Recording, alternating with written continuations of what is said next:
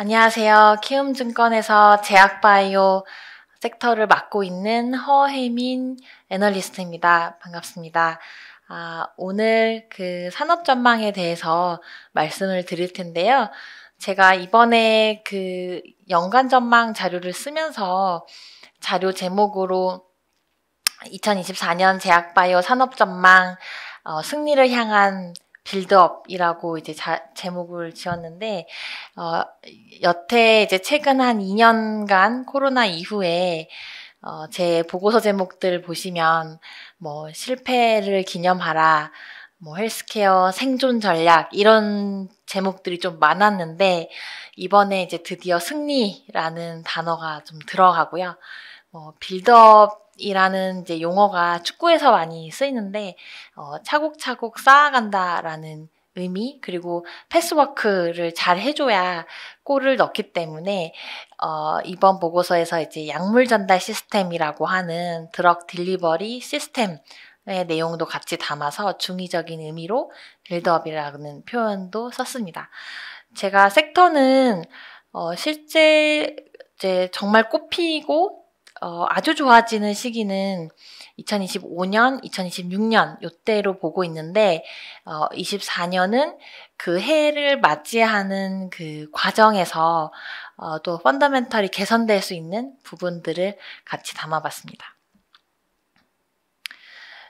시장은 사실 2015년 한미약품 이후로 이제 헬스케어에 대한 많은 그 투자를 해오면서 이제 그 9년간 제가 인내해온 시장이라고 표현을 했는데, R&D 회사도 많이 투자를 했지만, 시장도 이제 바이오텍이나, 헬스케어 업체들한테 투자를 하면서 계속 성과를 좀 기다려 왔습니다. 이제는 시장에서는 글로벌 블록버스터라고 하는 연매출 1조 정도 1조 이상 판매되는 의약품을 이제 원한다라고 제가 썼는데요. 시장에서도 이제 성과를 좀 원하는 시기라고 생각을 하고 있습니다. 그 성과는 멀지 않았다고 생각이 들고요. 일단 그 밸류에이션으로 봤을 때는 코스피 의약품 지수가 지금 41배니까 2017년 초 수준에 이제 수렴을 하고 있습니다. 이때 그 2019년하고 뭐 코로나 때로 이제 많이 빠졌을 때랑 이제 유사하기도 한데, 당시 2019년도에는 그 삼상이 좀 많이 실패를 했었던 시기거든요. 그래서 신뢰도가 좀 추락을 했었던 시기이고, 코로나 때는 이제 뭐 섹터들이 다 빠졌었으니까 그 당시의 수준 혹은 좀 더 낮은 수준인데, 이때랑 좀 달라진 부분이 있다라고 하면 금리가 당시 대비 좀 높아졌다라는 것이 특징입니다. 그 성장주는 좀 금리에 취약하기 때문에 그런 부분들의 영향이 좀 있었고요. 이게 이제 미국의 10년물 국채금리와 코스닥 제약지수 지수인데 이걸 보시면 좀 반대로 갔던 것들을 확인할 수 있습니다. 근데 제가 펀더멘털을 좀 차곡차곡 쌓아간다라고 말씀을 드렸던 거는, 그래도 매년 한 건에서 두 건, 뭐, 한두 건 정도의 FDA 승인 사례가 있었는데, 24년에는 이게 5건으로 좀 많이 늘어나고요. 25년에는, 그 품목은 24년보다는 좀 적어 보이지만, 그 타겟하고 있는 시장 자체, 우리가 기다리고 있는 그 연매출 1조 이상의 글로벌 블록버스터에 가까울 수 있는 품목들, 그 유한과 오스코텍, 그리고 J&J가 하고 있는 폐암 1차 치료제인 렉나자, 혹은 지금 머크의 키트루다일 것으로 추정이 되고 있는 키트루다 SC, 알테오젠이 이제 플랫폼을 가지고 있는데요. 이것에 대한 승인들도 25년이기 때문에, 이전에 보시면 우리가 시장에서 1차 치료제를 타겟했었던 적은 없어요. 근데 24년에 이제 그 HLB의 리보세라닙이라든지 25년에 렉나자라든지, 그리고 여러 그 분야에서 또 1차 치료제로 나아가고 있는 키트루다라든지 이런 품목들이 이제 FDA 승인을 앞두고 있다라는 점에서 과거하고는 펀더멘탈이 좀 더 좋아졌다, 이렇게 보고 있습니다. 반면 이제 시장의 기대는 좀 이렇게 높지는 않기 때문에 승인이 되고 매출이 좀 더 시장의 기대치보다 많이 나온다라고 하면 주가에 긍정적이라고 볼 수 있는데요. 다만 이제 실적 확인은 24년 하반기경 혹은 25년 정도에 이제 확인이 될 거라고 예상을 하고 있고, 녹십자의 IBIG 같은 경우도 내년 초에 승인이 된다라고 하면 매출액을 제가 그렇게 높게 예상을 하고 있는 편은 아니기 때문에 이보다 더 빠른 속도로 잘 나온다라고 하면 훨씬 더 시장에서 좀 좋은 반응이 있을 것으로 예상을 하고 있습니다. 24년에는 그래서 2025년에 대한 기대감들이 좀 반영이 되지 않을까라고 생각을 하고 있고, 금리가 이제 안정화가 된다라고 하면 R&D 측면에서 성장 모멘텀을 다시 찾을 것으로 예상을 하고 있습니다. 국내 헬스케어 산업은 결국은 글로벌 빅파마에 좀 많이 의지를 하게 되고, 빅파마의 영향을 이제 많이 받기 때문에 이 빅파마들의 이제 현재 처해 있는 상황을 좀 점검해 볼 필요가 있습니다. 근데 점검을 해보니까 점차 우리 K바이오에 좀 유리한 환경이 되고 있다라는 것들이 이제 확인이 되는데요. 일단 IRA 영향 때문에 인플레이션 이제 액트인데 이제 약가도 인하를 시킨다라는 거죠. 근데 요 시기가 2026년부터 이제 본격적으로 영향이 되고, 1차 약가 인하 협상은 지금 여기에 보시다시피 10개의 이제 의약품들이 여기 1차 약가 인하 협상에 이제 포함이 되고 있는데, 매출이 꽤나 이제 블록버스터급의 약물들이 꽤 많습니다. 2030년까지 누적 60개 의약품을 협상 대상으로 선정할 예정이기 때문에 이 중에서도 이제 당뇨가 4개 품목으로 가장 많고, 제2제 품목도 이제 3개로 좀 많았습니다. 그래서 이 영향들을 이제 대비를 하기 위해서는 이를 상쇄할 수 있는 다른 파이프라인들을 이제 사오거나 M&A를 해야 돼서 파이프라인을 이제 활발하게 찾지 않을까라고 예상을 하고 있고요. 특허 또한 지금 빅파마 입장에서는 굉장히 이제 위협이 될 수 있는데요. 보시면 27년, 28년, 29년 이게 이제 특허가 만료될 수 있는 제품들의 미국 지역의 매출액입니다. 보시면 뭐 올해도 꽤 큰 규모의 이제 휴미라 20조 이상 판매되고 있는 휴미라의 특허가 만료되는 영향이 이제 에피한테 있었는데, 27, 8, 9년에는 본격적으로 더 많은 제품들이 이제 특허 만료가 될 예정이고요. 여기 보시는 대체적으로 이제 블록버스터 물질들이 특허 만료가 예정이 되어 있기 때문에, 실은 26년부터 IRA에 대한 약가 인하가 반영이 되기 시작하면서 27, 8, 9년도에는 또 가지고 있는 블록버스터 제품들의 특허 만료까지 이제 되기 때문에, 지금 23년 이제 하반기부터 저는 슬슬 이제 활발하게 파이프라인을 사고 있다라고 생각이 드는데, 24년, 25년도에는 빨리 사서 채워 넣어야 이제 수익성이 하락되는 것을 만회할 수 있다라고 생각을 하고 있습니다. 그래서 빅파마들은 이제 두 가지인 거죠. IRA 때문에 약가 가격이 빠지고, 특허들이 이제 주요 제품이 만료가 되는 요 두 가지가 있는데, 지금 빅파마들의 비즈니스 구도를 보면 블록버스터에 굉장히 의존을 할 수밖에 없는 사업 구조를 가지고 있습니다. 신약 출시 5개 중 하나는 블록버스터가 되고, 지난 10년간 승인된 이제 한 7개 정도가 이게 이제 메가나 혹은 아주 큰 규모의 블록버스터 의약품인데, 전체 의약품 산업 수익의 28%를 창출을 하는 그런 블록버스터에 굉장히 의존을 하고 있는 상황인데요. 그런데 이 블록버스터는 빅파마가 자체적으로 개발한 거는 많지 않습니다. 신약 중에서 빅파마가 자체 개발한 거는 이제 12%에 불과하기 때문에 이 얘기는 이 블록버스터 의약품에 의지를 많이 하지만 내가 만든 건 없다라는 거거든요. 그래서 기술을 사오거나 M&A를 통해서 이거를 이제 확보를 해야 되는 상황이죠.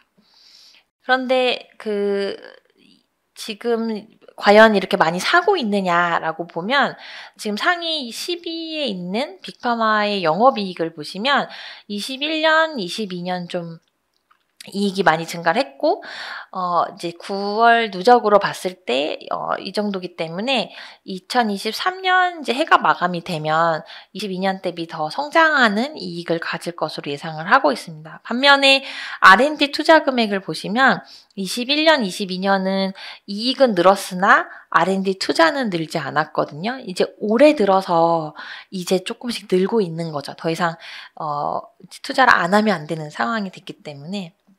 현금 흐름도 마찬가지로 크게 줄지 않았다라는 것들이 그동안 그 대외 환경에 좀 불안한 요인들이 있었기 때문에 빅파마들은 결국은 관망을 했다라고 느껴지고요. 요거는 이제 바이오 거품 이후의 주가 추이인데 과연 언제까지 빅파마들이 관망을 할 것이냐라고 봤을 때 실은 이제 바이오텍들이 그동안은 빅파마가 이제 투자를 하지 않으면 굉장히 이제 생존에 놓여 있는 상황이었거든요.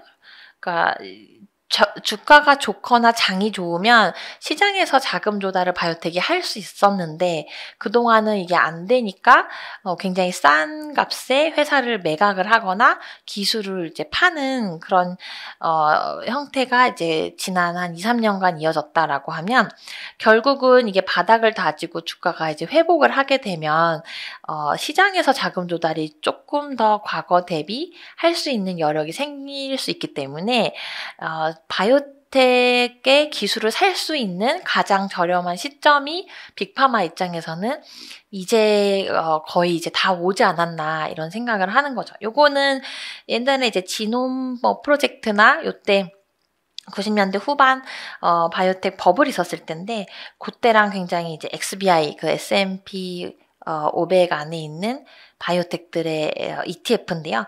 요게 이제 매우 유사한 흐름으로 가고 있는데 과거와 같은 패턴이라고 하면 이제 거의 바닥을 다져가는 상황으로 볼 수 있습니다. 글로벌 다국적사의 자금 캐퍼시티, 이제 캐시랑 빚을 합치면 뭐 로슈나 머크, 노바티스 이런 회사들이 지금 가용 자금들이 꽤 되는 상황이기 때문에 돈이 있는 빅파마들은 많다. 라고 보고 있고요. 그런데 보시면 아까 21년, 22년 이익은 좀 개선이 됐잖아요. 근데 기술 수출은 오히려 줄었거든요.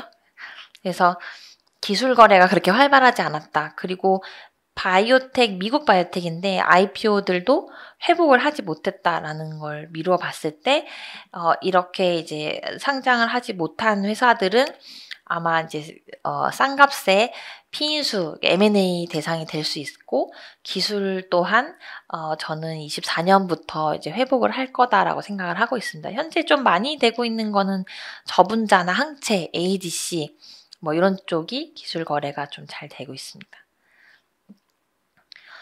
국내 기술 수출 트렌드를 보시면 조금 달라졌어요. 이게 시장에서는 이제 뭐 주가 반응이 과거랑 같지 않기 때문에 체감을 못 하실 수 있겠지만 업계에서는 굉장히 양질의 기술 계약이 되었구나라고 생각이 되거든요.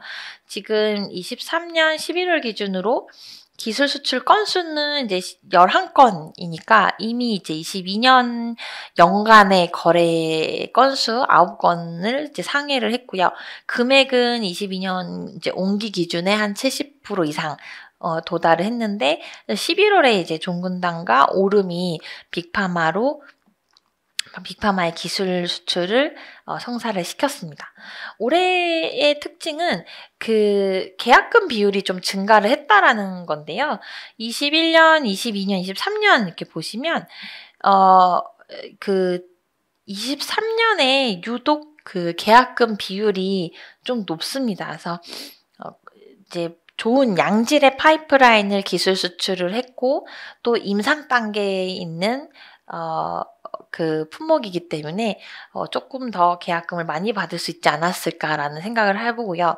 그리고 이제 비상장 업체나 또 오래 기다린 회사들 입장에서는 기술 수출을 이왕 이제 오래 기다린 거 제약사들은 사실 현금이 있기 때문에 조금 더 좋은 협상이 있을 때까지 기다렸었을 가능성이 있고 비상장 회사의 경우에는 좀 더 자금을 확보하는 차원에서 계약금 비율을 좀 높게 가져갔을 가능성이 있습니다.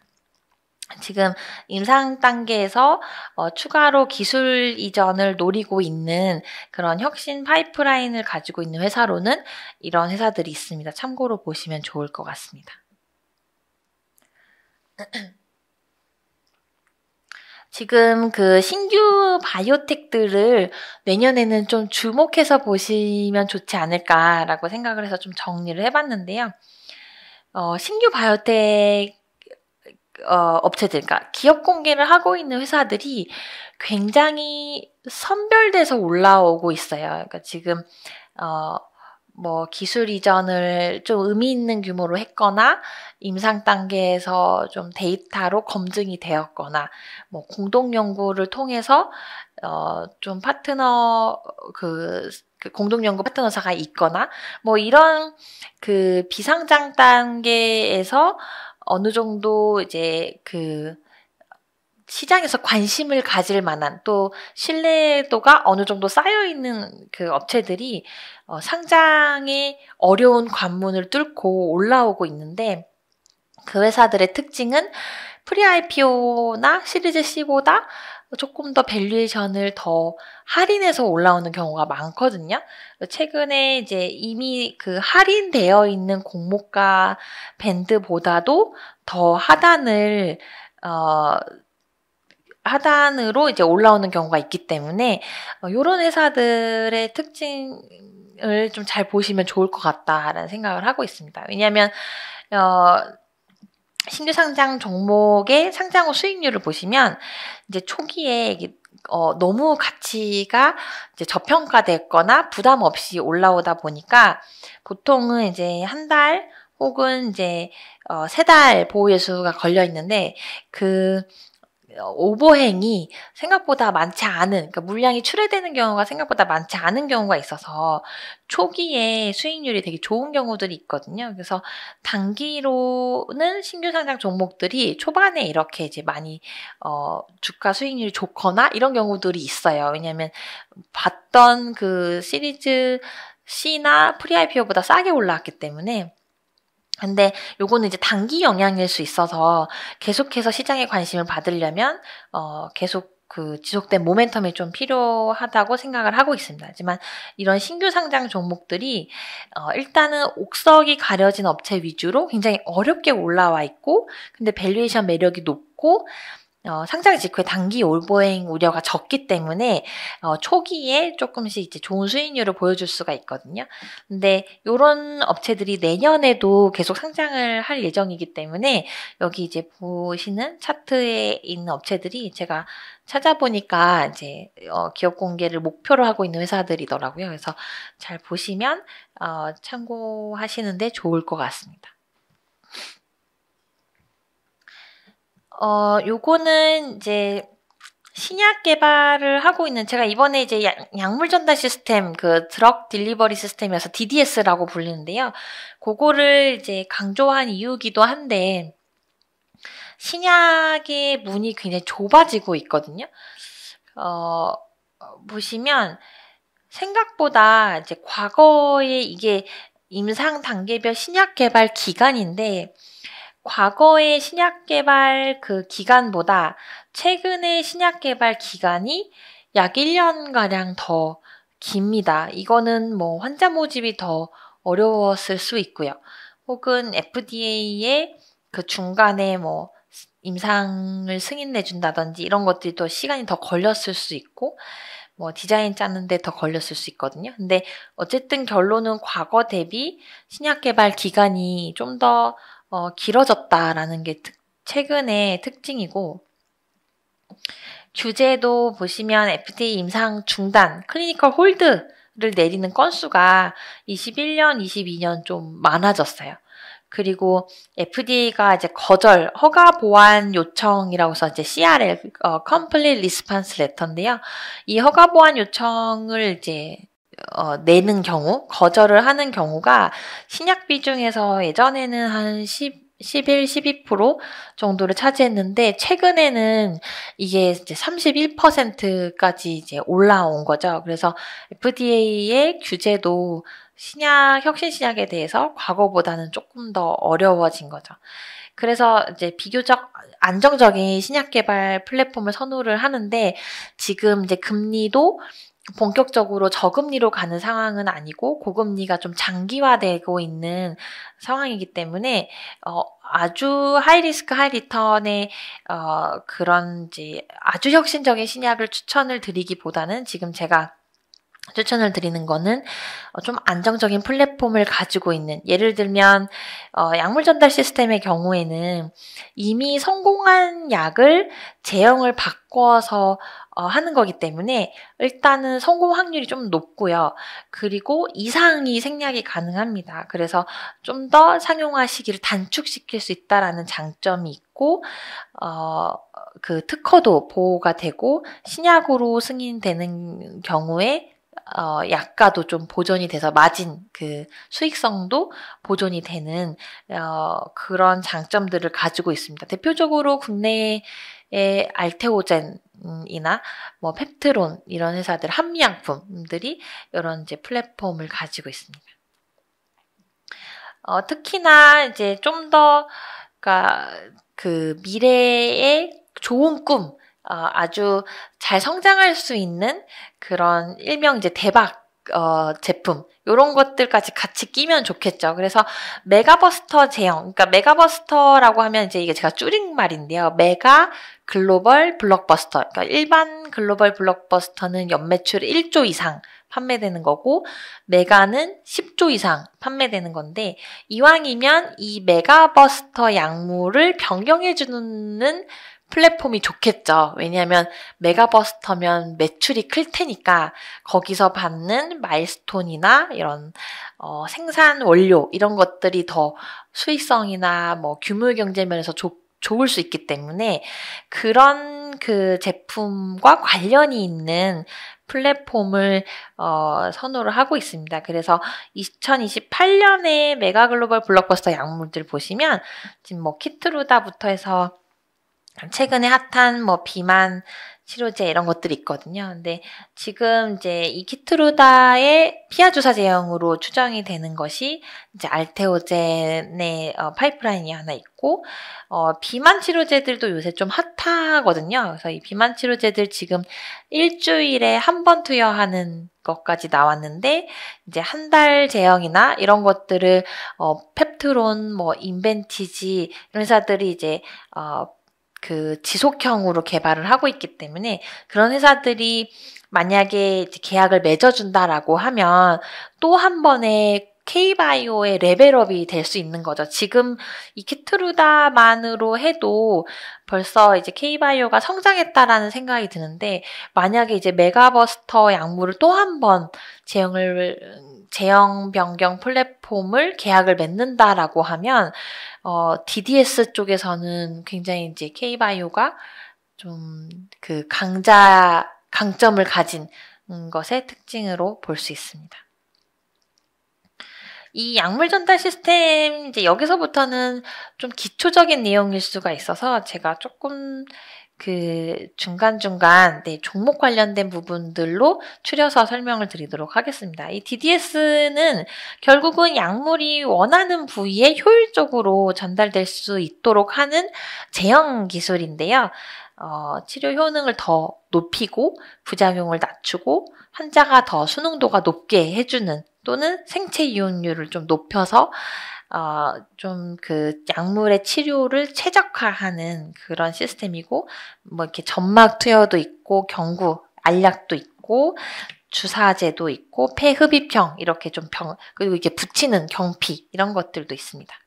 그래서 국내에서 주로 이 DDS를 개발하고 있는, 물론 굉장히 더 많지만, 제가 여기에 담은 거는 이제 피하 주사, 그러니까 정맥이 병원에서 누워서 한두 시간 최소 이상 맞아야 되는 거를 집에서 3분에서 5분 만에 맞게 해준다든지, 알약으로 바꿔준다든지, 장기 지속형, 매일 평생 복용하는 거 좀 귀찮잖아요. 그런 거를 일주일에 한 번, 한 달에 한 번, 2주에 한 번 이렇게 바꿔준다든지, BBB는 이제, 블러드 브레인 베리어라고 해서 뇌혈관 장벽이에요. 그래서 그 뇌질환들은 뇌로 약물이 잘 안 가는 그런 어려움이 있는데 그거를 좀 더 개선을 시켜준다든지, 고분자 쪽에서는 최근에 핫한 ADC 치료제 하고 있는 레고캠 바이오, 그리고 이렇게 경피 붙이는 걸로는 이러는 회사들이 개발에 지금 박차를 가하고 있습니다. 피하 주사는 아마 이제 많이 아실 텐데요. 이렇게 이제 배에다가 간단하게 투여를 하는 것이고, 환자 입장에서는 아무래도 편하고요. 병원 가서 누워서 1시간 이상 맞는 것보다는 시간 감소, 그리고 이제 간호 비용이 좀 안 드니까 비용 부담도 완화가 되고, 제약사 입장에서는 이제 새로운 제형이기 때문에 특허 보호, 가격을 또 인하하는 걸 방어할 수가 있고요. 성공 확률도 높고 이미 나와 있는 시장에 제형을 바꾸는 거기 때문에 좀 더 수월하게 시장 진입이 가능하다라는 장점이 있습니다. 이거는 지금 그러니까 특허에 대한 앞에서 말씀드렸던 것에 대한 조금 더 세부적인 내용인데요. 이게 이제 최근에 제가 보니까 트렌드가 조금씩 바뀌고 있어요. 그러니까 예전에는 그 허세틴이나 리툭산 같이 이제 대표적인 회사들인데, 이게 특허 만료, 특히나 허세틴이 2019년에 특허 만료가 됐는데 그게 정맥 주사였거든요. 근데 특허 만료에 시밀러들이 막 침투를 할 것을 대비를 해서 SC 제형을 19년 2월에 맞춰서 이제 승인을 받았습니다. 근데 최근 트렌드는 결국은 이제 완벽히 시밀러의 침투를 막을 수는 없었지만 그래도 일부 보완해서 막긴 했거든요. 여전히 허세틴 SC 포함해서 허세틴이 이제 점유율을 꽤 높게 가져가고 있기 때문에 어쨌든 SC가 나옴으로 인해서 일부 방어는 했지만, 최근 트렌드는 신약이 나오고 5년 이내로 SC를 바로 내서 고성장세를 조금 더 가속화, 그러니까 경쟁자가 적을 때 고성장을 가속화하는 트렌드로 최근에 좀 가고 있습니다. 그게 다잘렉스가 그렇게 했는데, 피하주사 다잘렉스 설명드리기 전에 피하주사의 기술에는 이제 2가지가 있고요. 제조합 히알루로니다제가 있고, 고농도 제형, 고농축을 해서 하는 게 있는데, 대표적으로 이제 알테오젠이 하는 것이 히알루로니다제이고, 셀트리온이 하는 것이 고농도 제형입니다. 히알루론한층을 원래는 이제 못 들어가게 막는 것을 분해해서 일시적으로 이제 약물을 넣는 그것이 이제 히알루로니다제고, 조금 더 고농도 고농축 물질을 집어넣는 것이 셀트리온이 하고 있는 램시마 SC라고 보시면 되고요. 다잘렉스의 이제 성공 비법들을 보면 결국은 이제 다잘렉스라고 하는 거는 다발성 골수종 치료제인데요. 요게 나오고 나서 이 SC 제형을 하고 있는 할로자임의 매출이 이제 급격하게 오르기 시작합니다. 근데 요게 나올 때는 이제 경쟁자가 사클리사 하나였고, 사클리사는 이제 사노피 건데 정맥이고요. 다잘렉스가 SC 제형이 나오면서 굉장히 좀 많이 점유율을 많이 가져갔죠. 이거는 또 장점이 보시면 굉장히 드라마틱한 감소이거든요. 그러니까 다잘렉스 정맥은 8시간을 병원에 누워서 맞아야 되기 때문에 불편합니다, 환자 입장에서. 근데 5분 내로 이제 바꿔주기 때문에 전환율이 굉장히 좀 높았다라고 생각을 하고 있고, 65세 이상의 고령 환자들이 주로 다발성 골수종이 많기 때문에 병원을 왔다 갔다 하는 게 좀 불편했었던 것도 영향을 미쳐서 무려 SC 정맥에서 SC로 전환되는 비율이 91% 정도 됐다. 그래서 최근 트렌드는 이런 식으로 이제 SC 제형이 가고 있다라는 거죠. 셀트리온도 보시면 그 시간이 3시간을 맞아야 되는데 이걸 5분으로 단축해주는 또 드라마틱한 효과가 있다라는 점이 이 SC의 좀 장점이고, 그 키트루다 같은 경우는 이제 30분에서 8분이 이제 적어 보일 수 있으나 결국 키트루다가 중요한 거는 이제 특허 만료나 약가 보존 이런 것들이기 때문에 그런 부분에 있어서 장점을 가지고 있다라고 보고 있습니다. 25년에 굉장히 빨리 출시를 땡기고 있거든요. 근데 이게 2028년에 이제 물질 특허 만료인데 아마도 워낙 큰 품목이기 때문에 뭐 여러 방법의 그 용법 제형 뭐 이런 것들을 걸면서 특허 만료 기간을 좀 뒤로 미룰 수 있을 것 같아요. 이건 특허 부분이라서 아직 정확하진 않지만 일단은 이번에 장점은 좀 빠르게 출시한다는 거거든요. 특허 만료보다 전에 출시한다는 거고, 머크가 이제 컨콜에서 얘기한 거는 전환율이 50% 정도로 이제 언급을 한 바가 있습니다. 결국은 지금 시장에서 기대하시는 거는 독점으로 계약이 바뀔 텐데, 중요한 건 이제 로열티율이 얼마가 되느냐, 이런 것들이 이제 중요할 거다라고 보고 있습니다.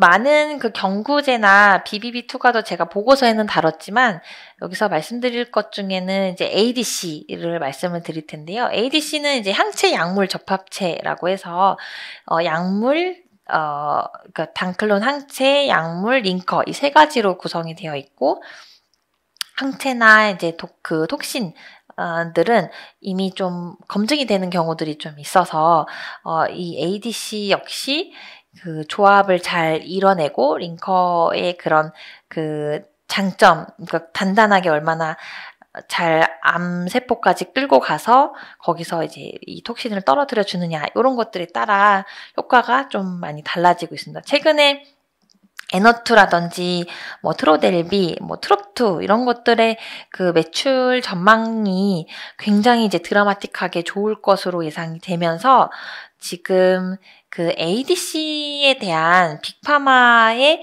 진출이 굉장히 가속화되고 있습니다. 이제 예전에 ADC 하다가 포기했던 빅파마들도 ADC에 대해서 이제 뛰어들고자 하고요.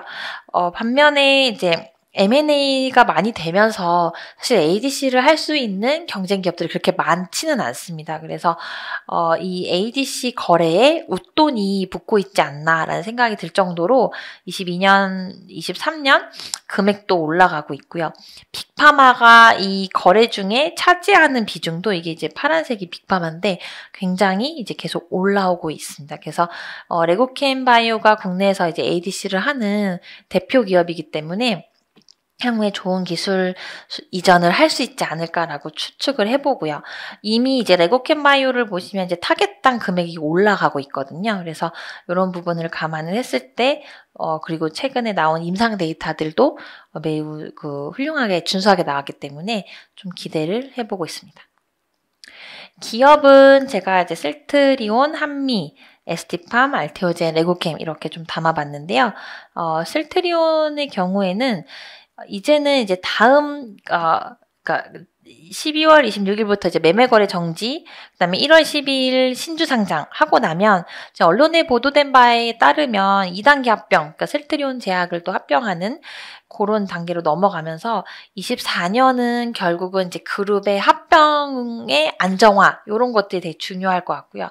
또 시장에서는 진펜트라 그 램시마 SC가 신약으로 승인을 받았기 때문에 회사에서 가이던스를 얘기했던 5천억 원에 근접하는 그 속도와 규모 이런 것들이 결국은 중간중간 이제 미국의 처방 데이터나 1분기 실적 이런 걸로 확인이 될 텐데 그런 데이터들이 잘 나와준다라고 하면 그 넥스트 스테이지로 내년 1분기 정도에 이제 스텔라라 자가면역 질환 치료제인데요. 요거의 경구 제형으로 또 일상을 하고 있기 때문에 이런 결과가 나왔을 때 진펜트라도 제형 변경으로 신약을 트랙을 탄 거고 경구 제형인 스텔라라도 신약 쪽으로 가고 있거든요. 그래서 이런 이제 스토리가 이어지는, 그러니까 이제는 시밀러에서 이런 신약으로 가고 있구나라는 스토리로 또 이어질 수가 있어서 내년에는 이 진펜트라의 매출 데이터가 굉장히 중요하다라고 보고 있습니다. 한미약품은 랩스커버리 지속형을 잘 하고 있는 회사인데요. 랩스커버리의 이제 그 기반의 약물 중에 2가지 트리플 어고니스트가 있어요. 그래서 하나 하고 있는 게 이제 내시 치료제 비알코올성 지방간염으로 하고 있고 투비상 하고 있고요. 최근에 간 섬유화 개선 효능도 확인을 했습니다. 근데 내년 3월에 마드리겔의 내시 치료제 레스메티룸이 이제 상용화가 예상이 되는데 이제 뭐 같은 물질은 아니지만 내시 치료제가 후무했다가 이 약이 이제 나오면서 내시 쪽에 관심을 좀 받을 수 있기 때문에 이 그 한미약품의 내시 파이프라인도 언제 기술 이전해도 이상하지는 않거든요. 그래서 또 이 비상이기 때문에 규모가 또 높을 수 있고 요구 기술 이전도 이제 시점은 저희가 예측하기는 어렵지만 가능성이 좀 높아지지 않나라고 생각을 하고 있고 이거 외에 비만을 타겟으로 하는 또 트리플 어고니스트가 있습니다. 이게 GIP, GLP, GCG 타겟하고 있는 건데요. 내년에 일상을 진입을 하고 있고 지금 이 트리플 어고니스트 비만 치료제에서는 릴리가 하고 있는 레타트루타이드 3상인데요.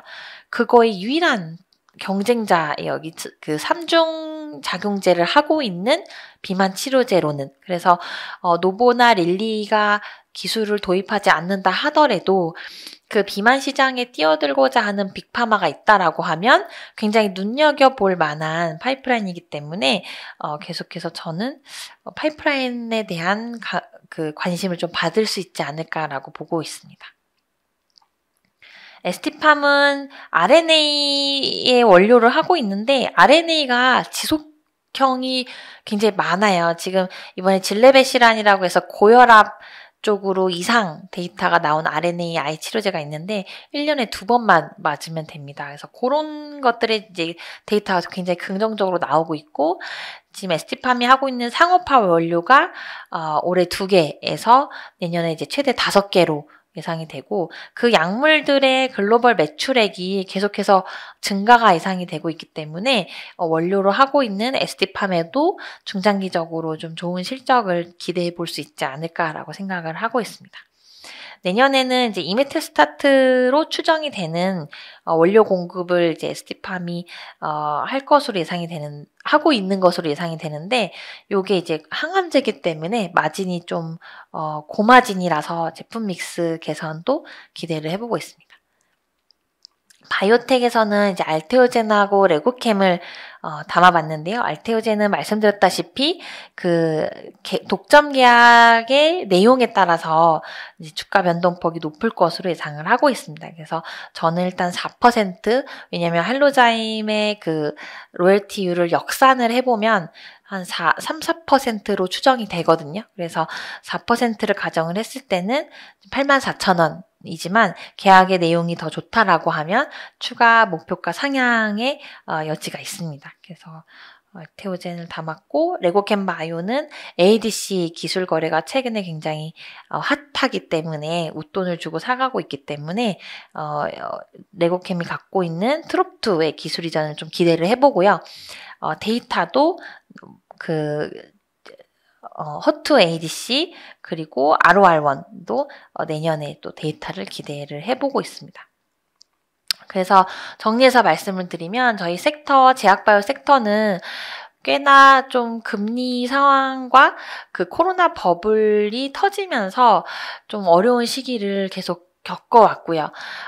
내년부터는 그러니까 25년, 26년이 이제 굉장히 좋은 해이기 때문에 저희 뭔가 이제 그동안 뿌려왔던 씨앗들이 드디어 이제 성과를 낼 수 있는 해가 이제 본격적으로 도래를 하고 24년은 그 해의 바로 직전 연도라서 그에 대한 기대감 그리고 내년 그 초에 FDA 승인받는 품목들이 뭐 녹십자의 연초에 IVIG, 뭐 1분기 때 휴젤의 레티보, 그리고 5월 달에 HLB의 리보세라님 이런 것들의 그 중간중간 FDA 승인 여부들 그리고 JP모건 헬스케어 컨퍼런스 연초 그리고 중간중간 학회들이 있으면서 아마 개별 종목 위주로 좀 관심을 많이 받을 거라는 생각이 듭니다. 그래서 저희 섹터는 올해 보다는 내년이 좀 더 좋을 걸로 보고 있기 때문에 많은 관심을 가져주시면 좋을 것 같습니다.